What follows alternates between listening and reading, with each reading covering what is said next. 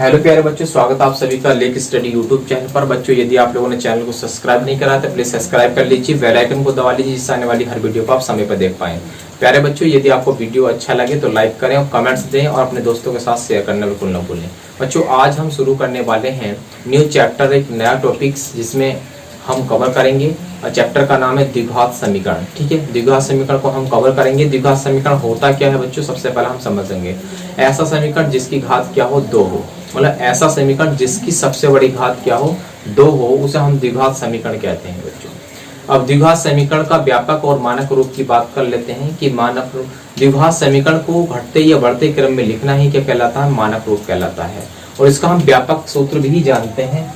तो व्यापक सूत्र क्या होता है बच्चों, ये चैप्टर का नाम है द्विघात समीकरण। तो द्विघात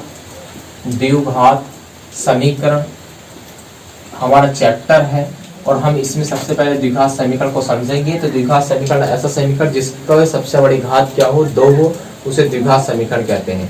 मानक रूप की अगर हम बात करें तो मानक रूप क्या होता है, मानक रूप होता है कि घातों को बढ़ते क्रम में या घटते क्रम में लिखना क्या कहलाता है, द्विघात समीकरण कहलाता है। ठीक है, द्विघात समीकरण होता है।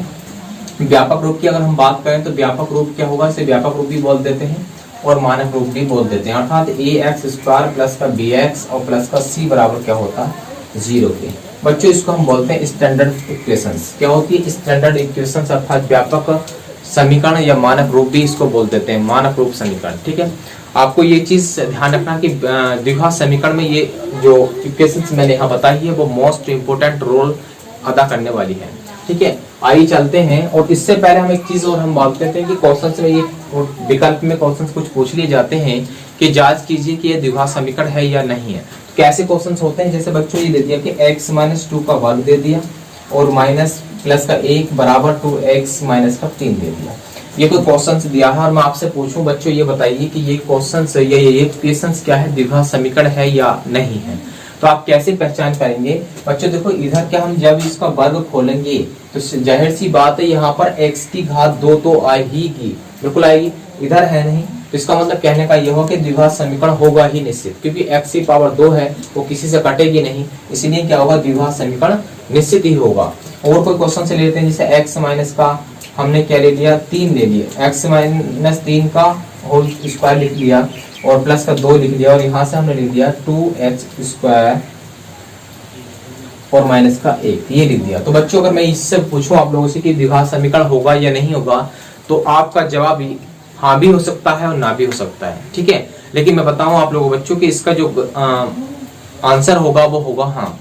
क्यों होगा, क्योंकि हम देखें यहाँ से कि यहाँ पे जब हम इसका वर्ग करेंगे तो x की पावर 2 आएगा, निश्चित बात है। लेकिन यहाँ पर हमने देखा 2 हाथ, तो इधर भी x की घात 2। ठीक है, लेकिन हम जब इसमें से घटाएंगे तो यहाँ पर आगे 2 लगा हुआ है, तो 2 जब एक घटा देंगे तो 1 तो बचेगा, इसलिए ये क्या हो जाएगा, द्विघात समीकरण बन जाएगा। ठीक है, तो आपको ये बात समझ में यहाँ तक आई होगी। मैंने कुछ इंपोर्टेंट क्वेश्चनों को यहाँ पर लिया है परीक्षा की दृष्टि से। तो आइए यहाँ पर क्वेश्चंस को सॉल्व करते हैं और समझते हैं, और मैं उम्मीद करूंगा कि आपको सॉल्यूशन इसका समझ में आएगा। समझ में आए तो वीडियो को लाइक करना, कमेंट्स करना और शेयर करना बिल्कुल न भूलें। क्वेश्चन पहला इस तरीके से दिया गया है बच्चों कि एक आयताकार भूखंड का क्षेत्रफल 528 मीटर स्क्वायर है। क्षेत्र की लंबाई और चौड़ाई के दो गुने से 1 अधिक है। हमें भूखंड की लंबाई और चौड़ाई ज्ञात करें।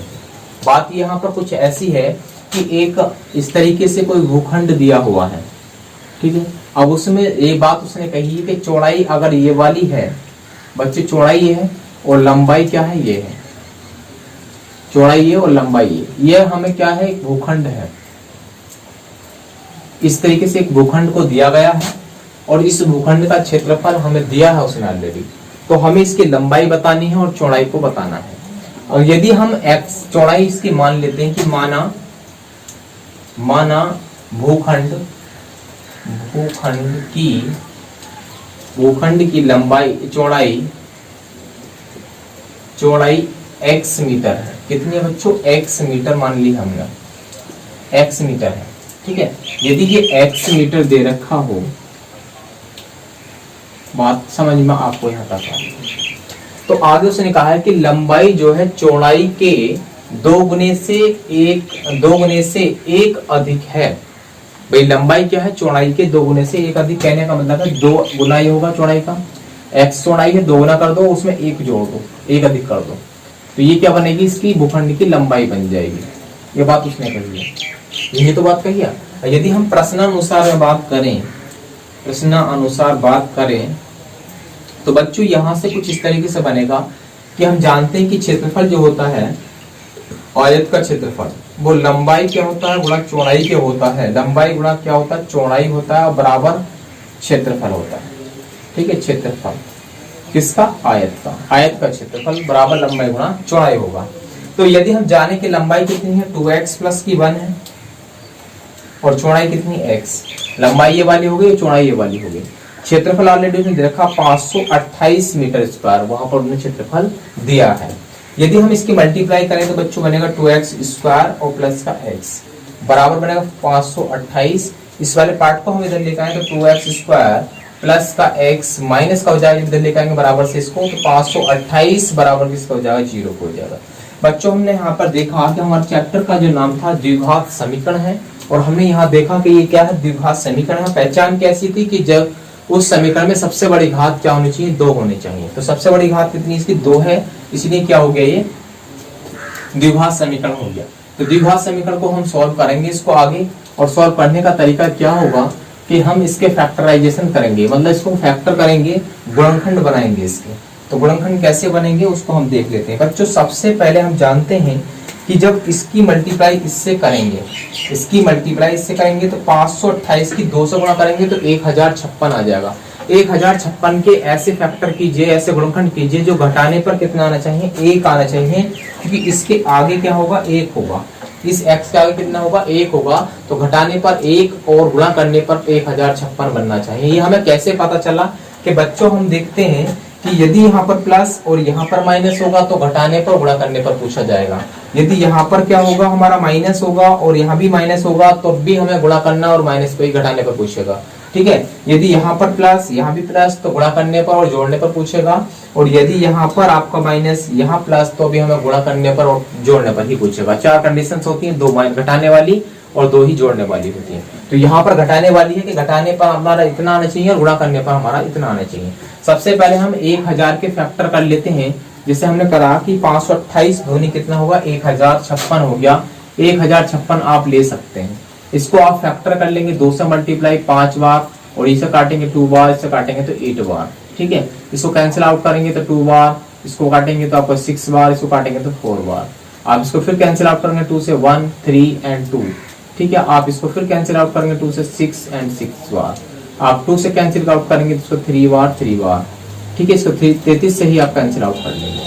आप इसके फैक्टर देखें, मैंने कहा गुणा करें तो आपको 1056 बनाए, और घटाएं तो आप एक कितना बनना चाहिए, 1 बनना चाहिए। 2 दूनी 4, 4 दूनी 8, 8 दूनी 16, 16 दूनी 32, 32 और 33 के आप गुणा करेंगे तो 1056 बनेगा, और 33 में से आप 32 घटाएंगे तो कितना बनेगा, 1 बनेगा। तो हम क्या करेंगे, इस वाले पार्ट को उठा लेते हैं, 2x स्क्वायर और माइनस का नहीं प्लस का सॉरी, इस वाले बन के स्थान पर मैं लिख सकता हूँ बच्चों 33 और माइनस का 32।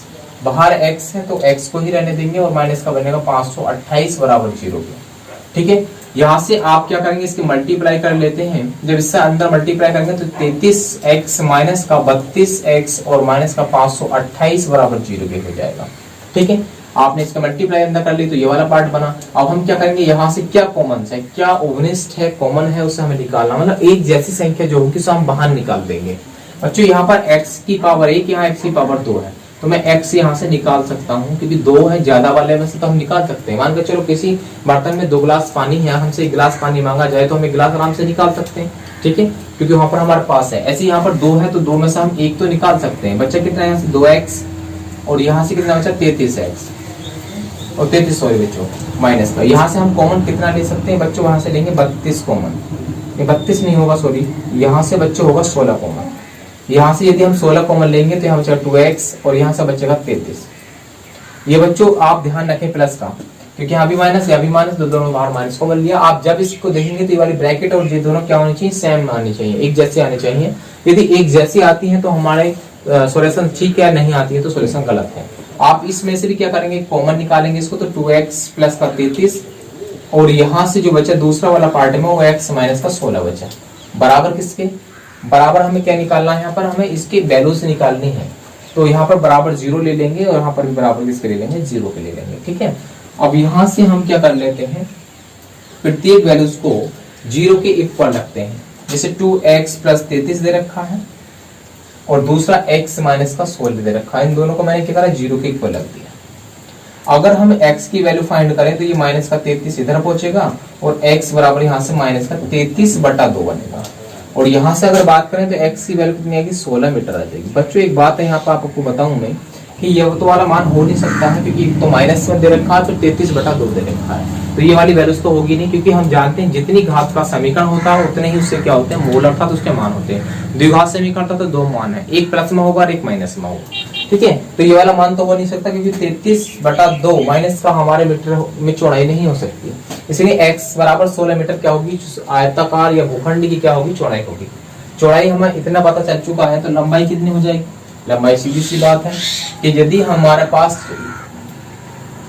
चौड़ाई मिल गई है तो लंबाई तो आराम से प्राप्त हो जाएगी। कैसे, भाई हम जानते हैं कि लंबाई जो है वो लंबाई होती है 2x प्लस का 1 है, दे रखी है 2 इंटू x की वैल्यू रखो है 16 और प्लस का 1, अर्थात 16 दूनी 32 और प्लस 1 अर्थात कितना आ जाएगा, 33 मीटर क्या हो जाएगी, उसकी लंबाई हो जाएगी। लंबाई 33 हो गई, ठीक है, और चौड़ाई जो हो गई वो आपकी 16 मीटर।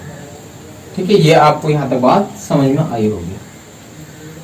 तो ये इसका सॉल्यूशन हो गया बच्चों।